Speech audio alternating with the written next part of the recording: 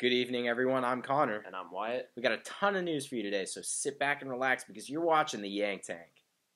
Well, good evening, everyone. I think we should just jump right into it, Wyatt, and talk about how Liverpool is the most informed team in England right now. They are, but Arsenal are close second. I agree. Arsenal has been playing excellently. I mean, look at the past two games this weekend. Arsenal beating Everton and Liverpool having an excellent game against Manchester City with cracking goals by Philippe Coutinho and Jordan Henderson.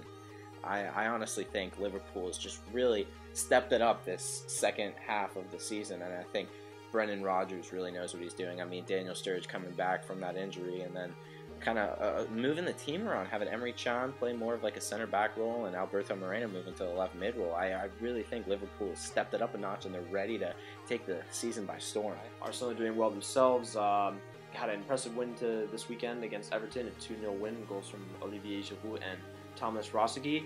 Man's 32 years old, still brilliant to this day. Pulled a lot of speed out of that one. Yes, he did. It definitely was an interesting game. I was a little disappointed. Arsenal had to move ahead of us and keep us on that 4th, 5th line with Manchester United, but I honestly think it'll be an interesting end to the season, seeing where Arsenal and Liverpool will end up. It's going to be very exciting. Yep. Hopefully, both of them can make the Champions League next year. We always do. Yeah. In addition to the season going on, we also have to focus on the MLS. The season starting this Friday, actually, with the game against the Los Angeles Galaxy and the Chicago Fire.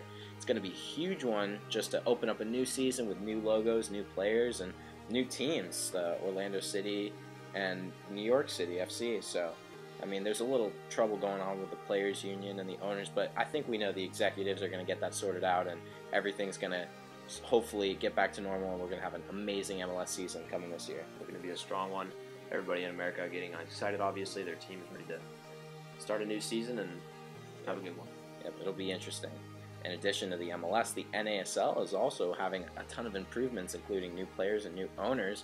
The Fort Lauderdale Strikers will actually be taking on the New York Cosmos April 4th, Saturday at Lockhart Stadium in Fort Lauderdale. We'll get to see the magnificent Raul take on one of the owner Ronaldo's team, Fort Lauderdale Strikers, which should be really interesting. And there's some rumors going around or some speculation that if Ronaldo can be match fit, we might see him in a Strikers jersey. That'd be pretty interesting. Oh, that'd be amazing. And a legend, along with Raul playing in the second-tier division of U.S. soccer. I think it's great for the country and great for the fans. Hopefully we'll definitely get to see a great game between the Strikers. So, now talking about some other English news, why don't we talk about the Capital One Cup final between Chelsea and Tottenham Spurs? I mean, must have been hard for you to watch two teams that you absolutely love as an Arsenal fan. Hate them both.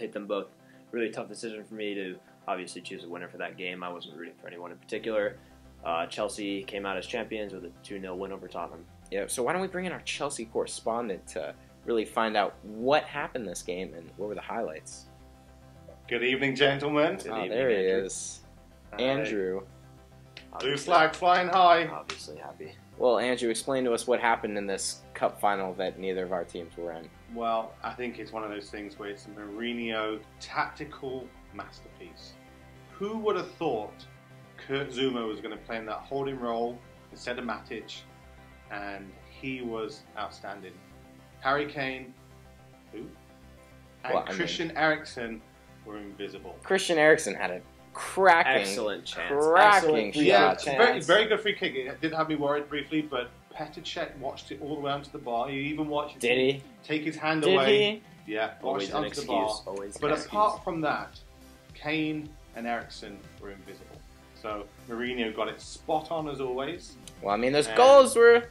I think that was more of a... Instead of a good shot from Chelsea, I think some fault on the Tottenham defensive side. You know what? 2-0. We won the cup. And, if you go back 10 years to the weekend where you won that cup 10 years ago, and it was the first stepping stone to major success for Chelsea over the next 10 years. And I believe with the young team that we have, this is a step, won the trophy, onwards and upwards. So, okay. And also it was a very good week for Chelsea, having signed a very large commercial deal for Yokohama to be the shirt sponsor. So here we go.